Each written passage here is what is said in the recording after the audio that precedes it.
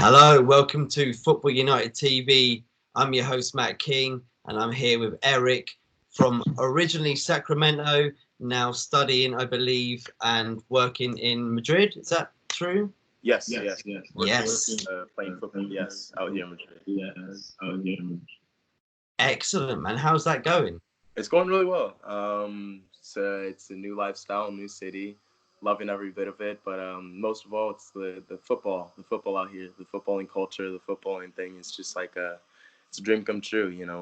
When you're able to wake up and walk over to the Bernabeu, and you'd only seen it in the likes of TV and in the video games. So it's amazing. It's an amazing experience.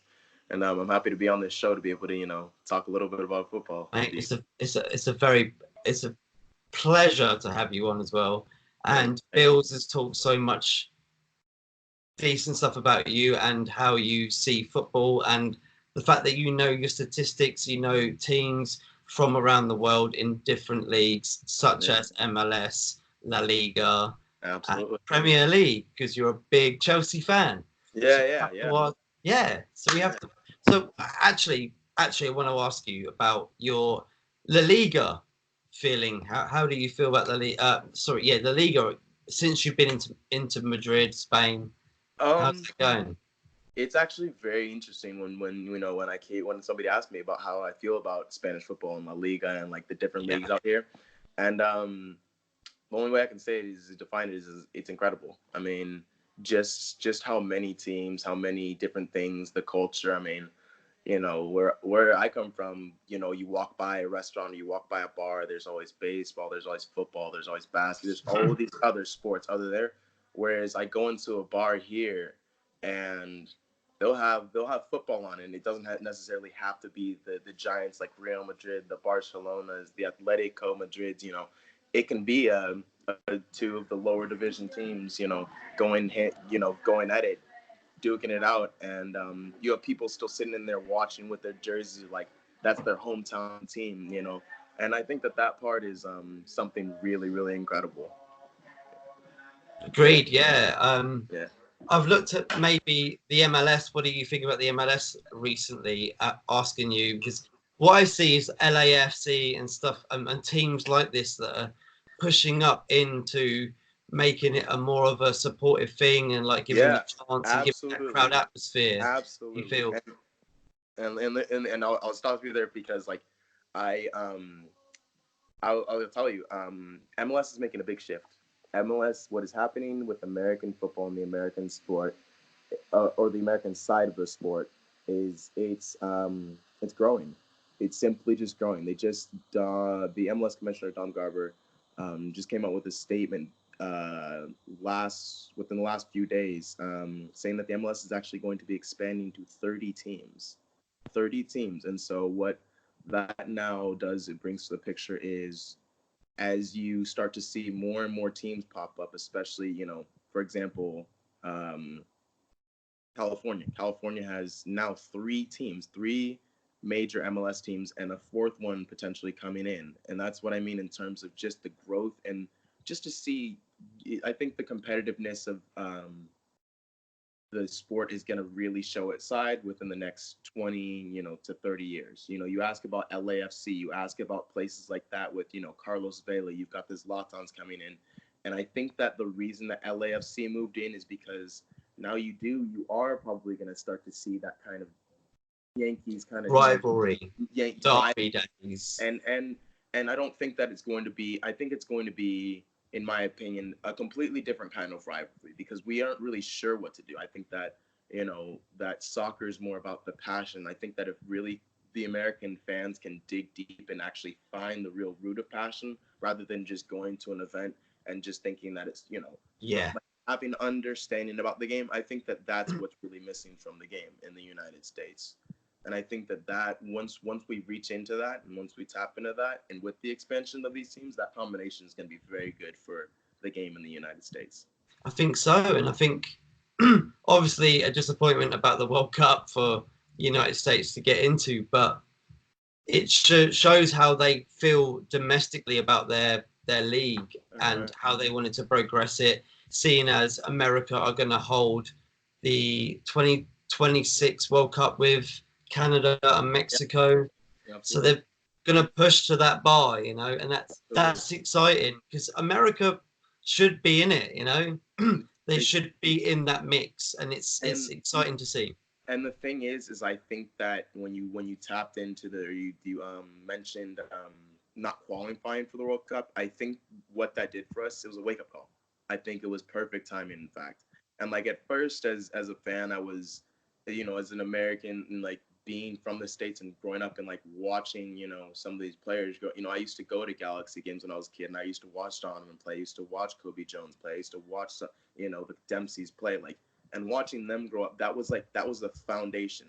And I don't think that that team back then with with the Casey Kellers, and like you have like these players who are absolute, like, who have rooted like and set the foundation. They had what they set up in terms of, they would have been really disappointed, I think, in the team that went out there, because they went out there and it wasn't about the money and it wasn't about the paycheck. It was about playing the game and like representing the country, being a part of it. Yeah. And I think this is a big wake up call. I think that what was his name?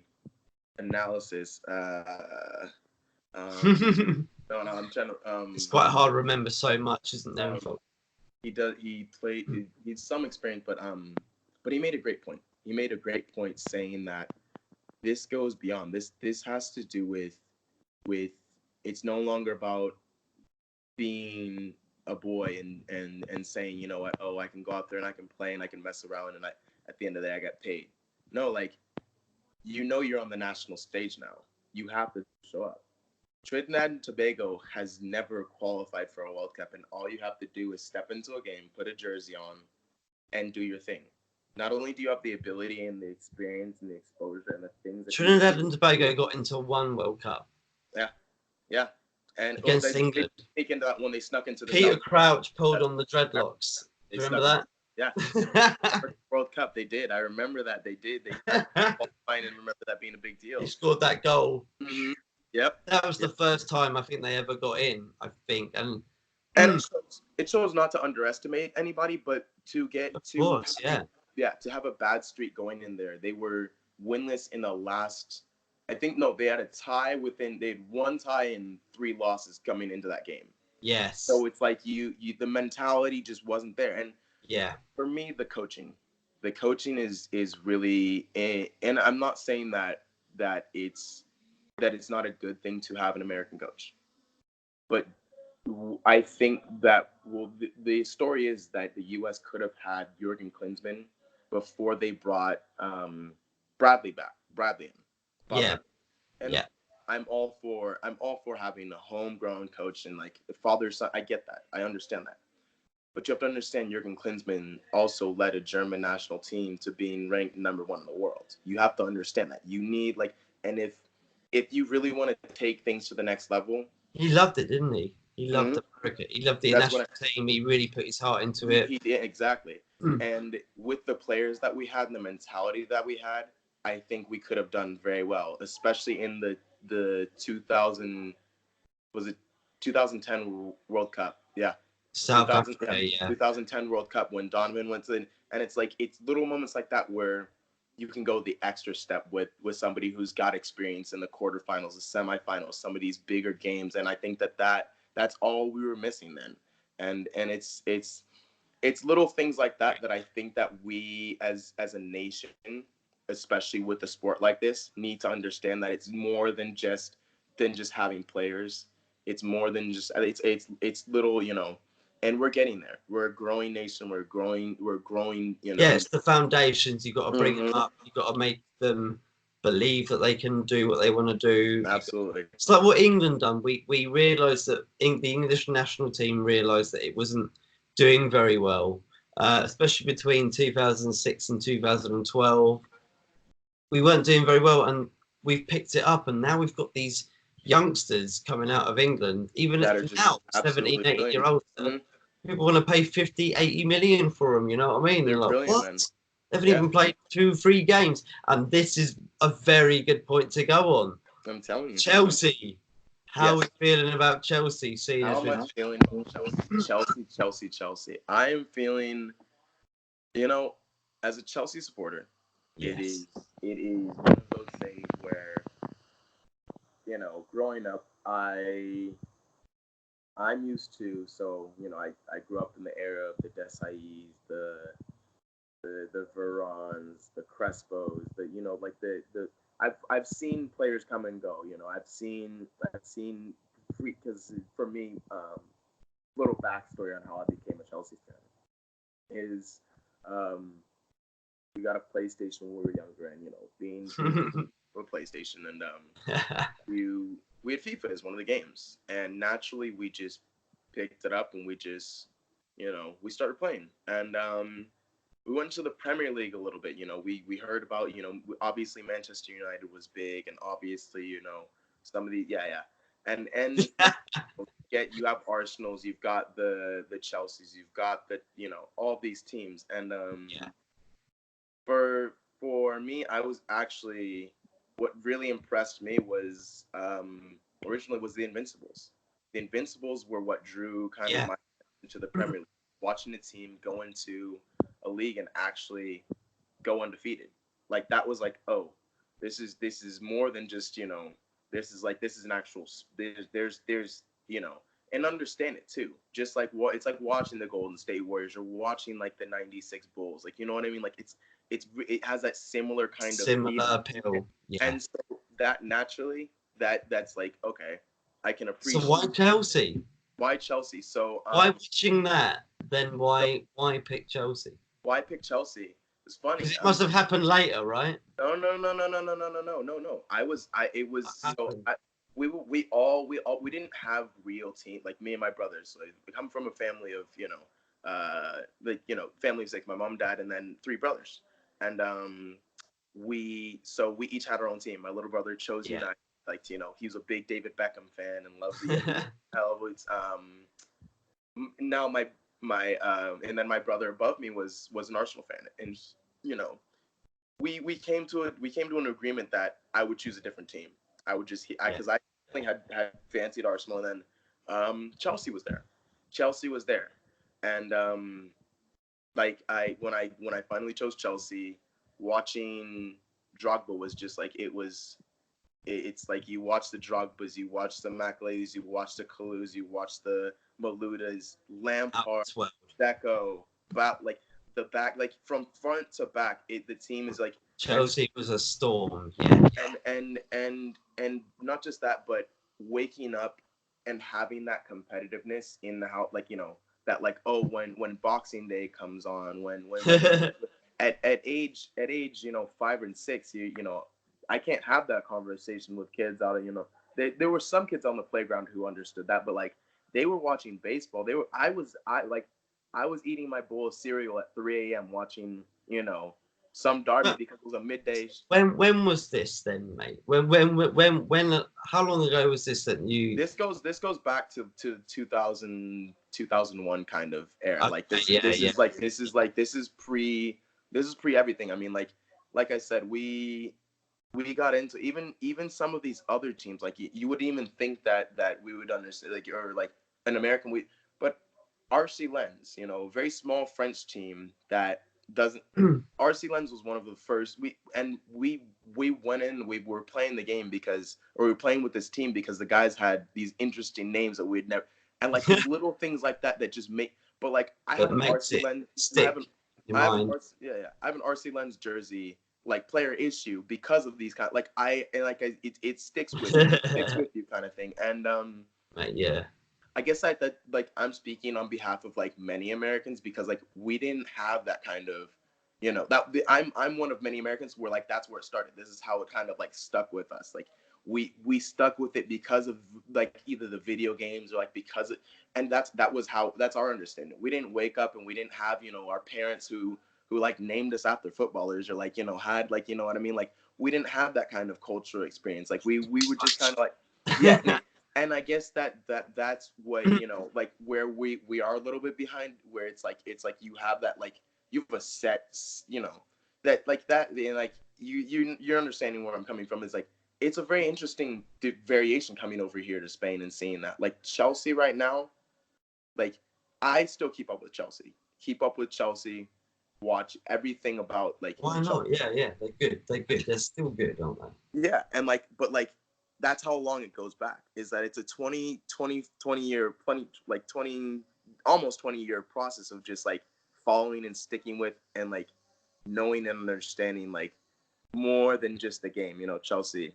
Yeah. Well, hey, my whole family were all Arsenal and Tottenham, Hey. and it must have been about '89. I picked Man United, Yeah.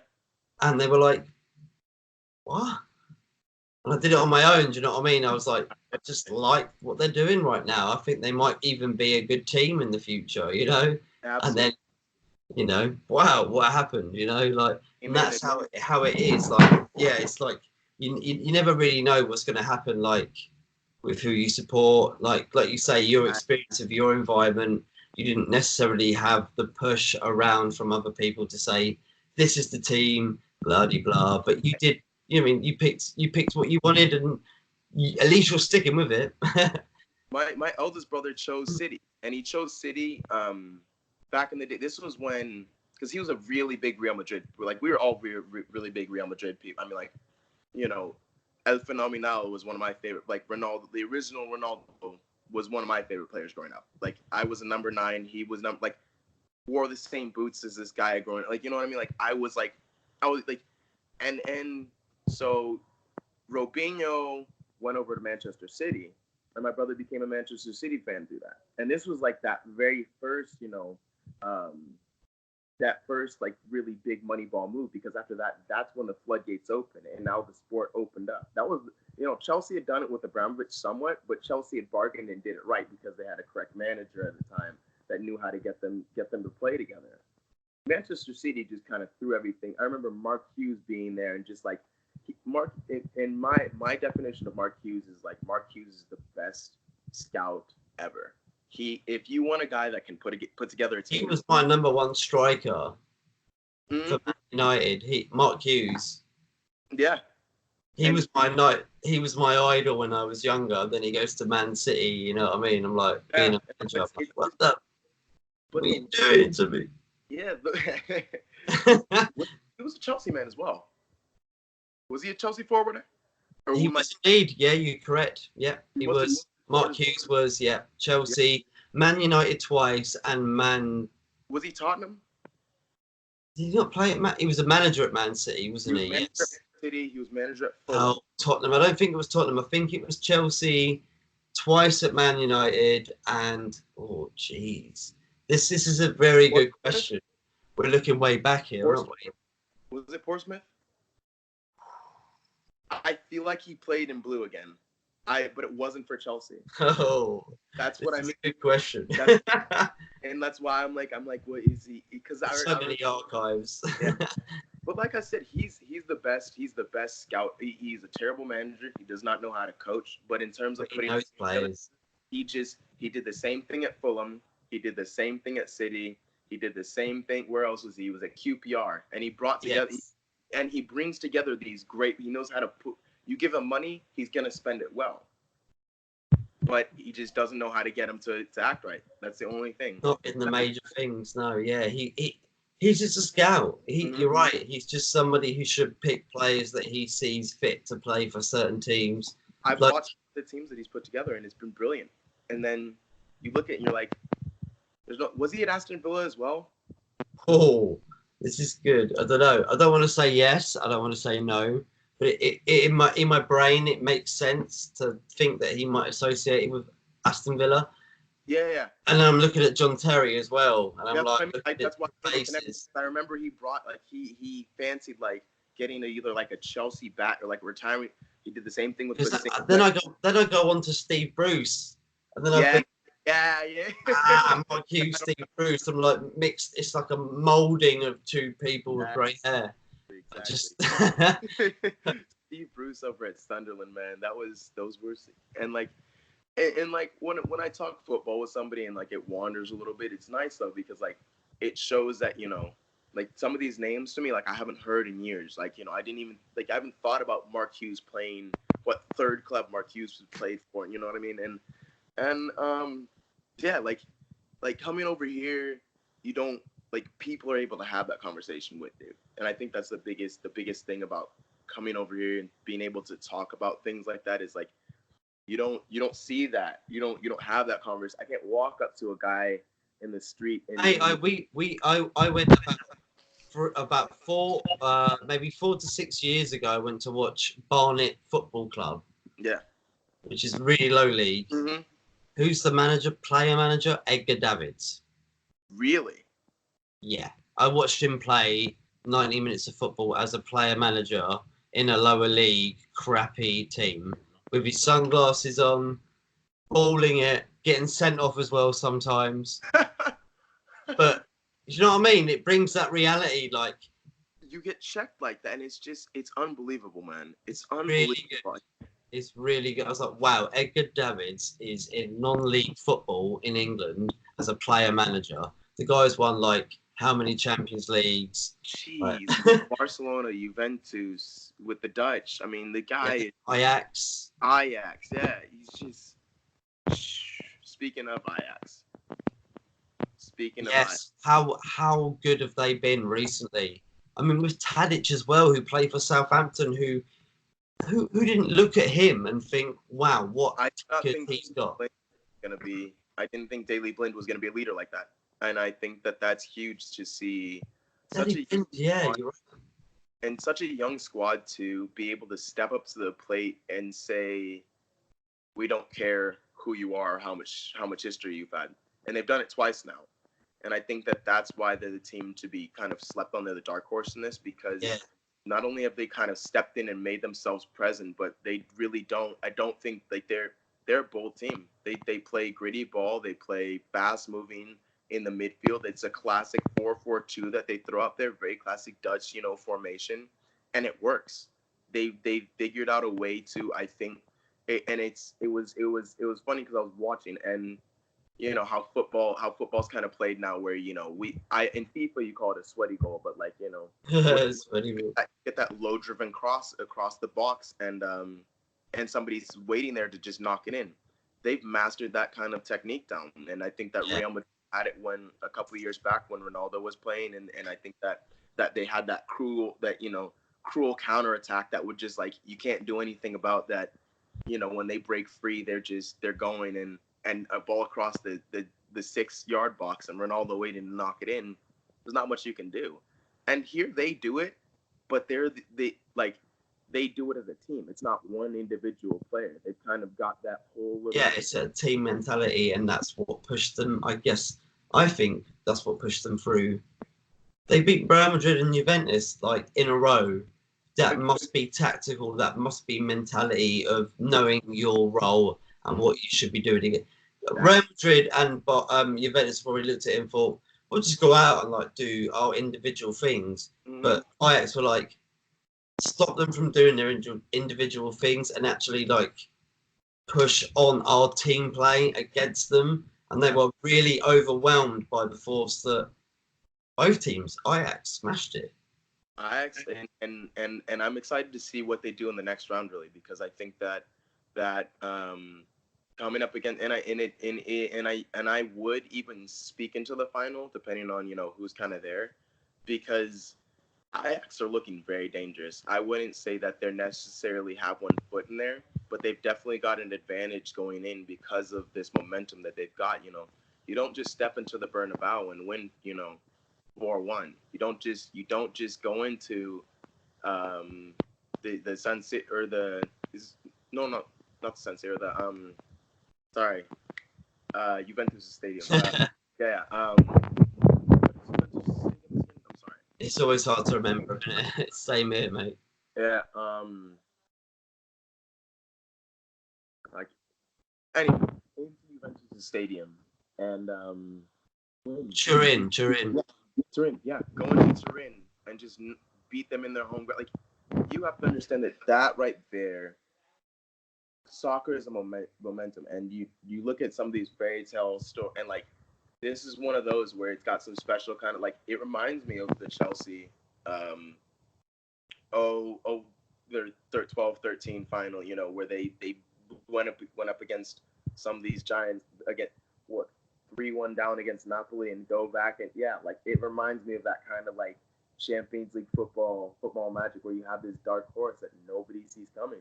For me, I agree I completely. saw I wanted for me I wanted obviously I wanted a Juve Barca final like that was that yeah, but just to see Ronaldo and Messi duke it out one last time, but um, it's gonna be good. It's gonna be really good to see. It's now nice to see English teams really competing for it again. I think that's something that the game needs. Finally, eh? Yeah, and as a Chelsea fan, you're kind of bummed, or like as a United fan, you're kind of bummed to see that it's not. You're like a or like a you're kind of bummed to not see it. Completely bummed. But you also like it's still like good play. You're starting to see competition again, and I think that's that. I think what Klopp has done with Liverpool. I think that what he's rejuvenated them. I think that that 12th man effect of being able to get your crowd involved. It's kind of perfect for him. I think he sees the passion of the Liverpool fans and he uses that to his advantage. And I think that's why Anfield has just become such a hard place to win these past couple seasons is because he's given this effect of being able to just like the raw energy and the passion that he has. I know his pep talks have to be some of the most inspiring. And doing that and bringing out and the team that he has, he's that right there is. I remember when Liverpool were on a tear, and back in the like 01, the 02 kind of thing when they were going up the AC Milan. Like I remember when they had that momentum. Like and this is that kind of Liverpool. And I don't Yeah. like because I know that Liverpool fans, if they win something, they'll go on and they won't talk. They'll talk about it for the next 40 years. But Well, but my ex is from California. She loves Liverpool, so yeah, I just have to give a little middle fingers up.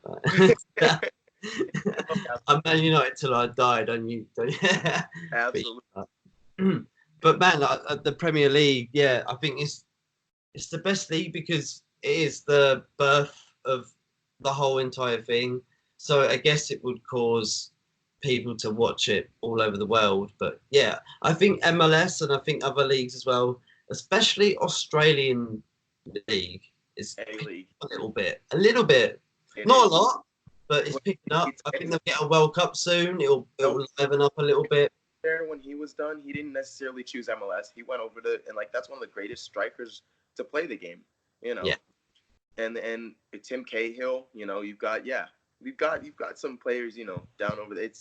And I think that once things really start to pick up in terms of I think that these next two World Cups are going to be huge. I'm not a big fan of it being in the winter, but in terms of it being you know, something with more competition because I hear they're going to expand some of these competitions and add more teams.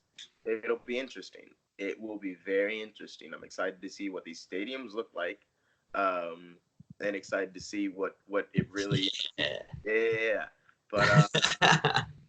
but it's one of those things that I really really the game is going in the right direction. I think that Great. you're starting to see this shift of movement in the game. I think that people are starting to pay more attention to it. I mean, it is the world sport. At the end of the day, it's the world sport, um, and it's starting to impact back home. I mean, impact the streets. Like you're starting to see more soccer courts built. You are.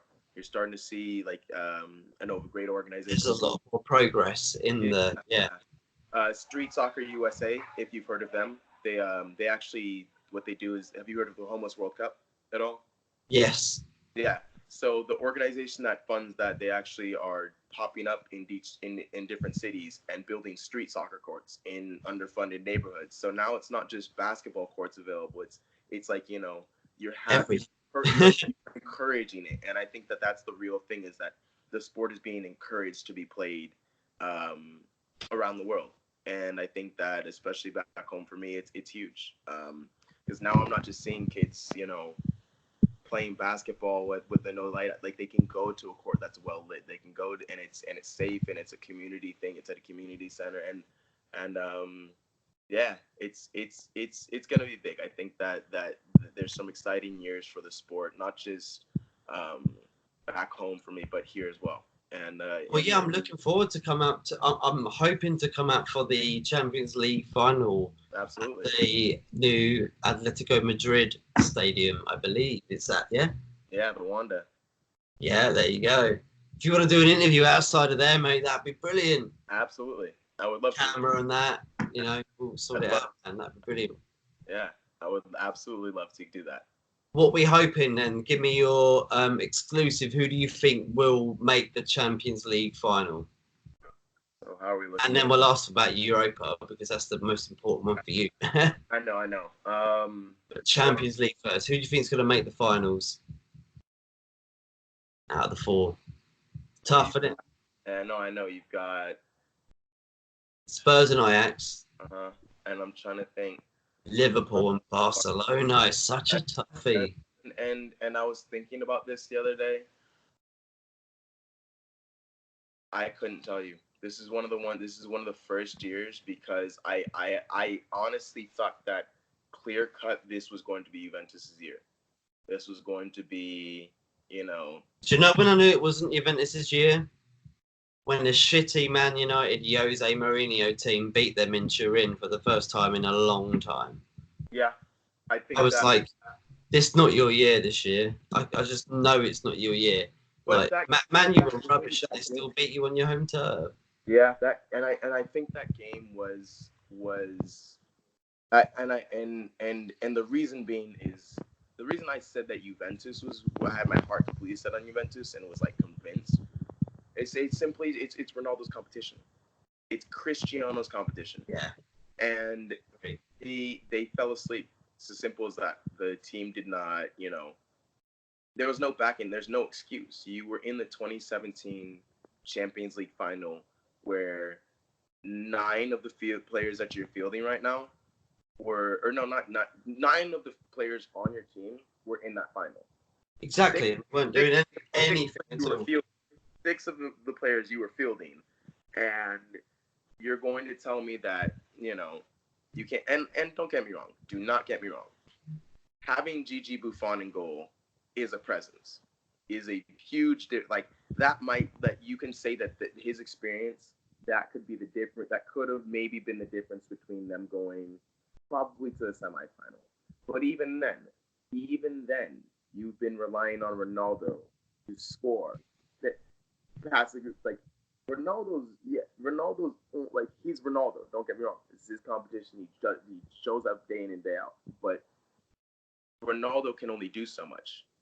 You you've got to sink your chances. You've got to sometimes you got to be a little selfish, and that's where I would say Dybala needed to really kind of be a little more selfish and kind of show what he's capable of. You know, you can't get it's one thing to have your little celebration. It's another thing to have the cool boots and everything like that. But like and I'll say the same thing about Pogba. It's like you need these are the players that you depend on to step up. You can have a great game last round, but know that it's a new round every time. Like it's like you look at some of these young kids who get cashed out. They get these big paychecks, and they're like, oh, it's good, everything's all right, and then you're getting trolled on the internet a week later because you weren't present at all during the game, and it's like that's the kind of and it's that kind of mentality that you have to be that separates the players from like is because Ronaldo knows to switch. He knows to make that. Messi knows to make that switch. Yeah. Suarez knows to make like Neymar knows like there's a certain switch that you have to be able to make that'll take you to the next level. And I think that some of these players were kind of weren't focused enough to that. And luckily they have time to be able to they have young careers and they have all of that. But like hopefully it's a learning experience that you can't just go into these some of these games and just rely on one player. You can't just come into these games and just rely on your big name player. You've got to be able to, and it's don't get me wrong, it's easier said than done. Obviously, I'm not saying that oh it's just easy to walk into a Champions League semifinal. I mean, as a spectator, it's easy to give them grief, but I know as a player as well that mentally you have to be able to make that switch and know when to focus Yeah. in, when to hone in, and know how to not let that pressure get to you. I've played in big games, and I've got experience in that. I think that I guess that's where I can relate to some of these guys. Is I've had disappointing games. You know about it, yeah. And you pick yourself up and you keep going. And I Yeah, think yeah, that yeah. some of these guys are going. I think they're they've got time. Like you look at the Pogba's, you look at the DeBalls, and I'm excited to see where the transfers go as well. I see. What happens in the summer? Yeah, yeah, yeah. That's going to be exciting for every clubs. I think every club in the top six are going to be spending out or trying to spend out hard if they can, at least. Some of us have transfer bans. Yes, possibly. Yeah. That's not concluded yet, though. That's still in the waiting line. I know, but with the going to Chelsea, it's like you lose Eden Hazard. What do you do? That's the point that Leave and go to Real Madrid. Exactly. Like he would if he was at Man United, like he would if he was at Arsenal. No, but the point is, what do Chelsea do once he leaves? What can Chelsea do? I mean, you've got Colin Hudson-Odoi. Back round like a full cycle, back round to discussion of like using youngsters. Mm-hmm. Yeah. And I think you need the youngsters to push him out. Hudson-Odoi could definitely be the next Hazard, by the way, I think. I wouldn't. Well, do you think Hazard was that good and that like talked about and that prosperous at that age? Absolutely. I don't think French Player of the Year twice and won league all before the age of 20. In a Farmers League, though. Yeah, not just a Farmers League, but he did it in bigger competitions, is what I'm saying. He did it. Yeah, I definitely agree with you. Look how he's done. Yeah, definitely has. And I think that Hudson-Odoi is a different player. I see Hudson-Odoi being more of. I mean, I was listening to the commentators talking about it, and it made sense. Is that one day is that he kind of has that like in terms of just being able to get that first touch out in front of you and cross whipping a ball that he's got the ability to whip in.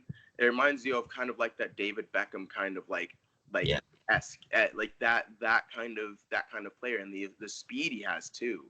It's killer.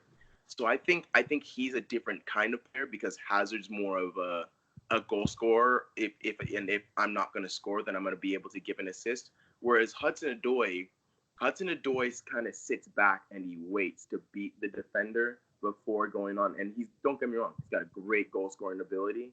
Yeah. And I think that's going to help him in the future. But he's more of a provider than a finisher. I think that you're going to see that and I think that if Chelsea use Giroud and if Higuain can get his form together a little bit, I think that Higuain needs to adjust and kind of snap out of this fantasy that the Premier League isn't the best league in the world, because once you get there, you realize it.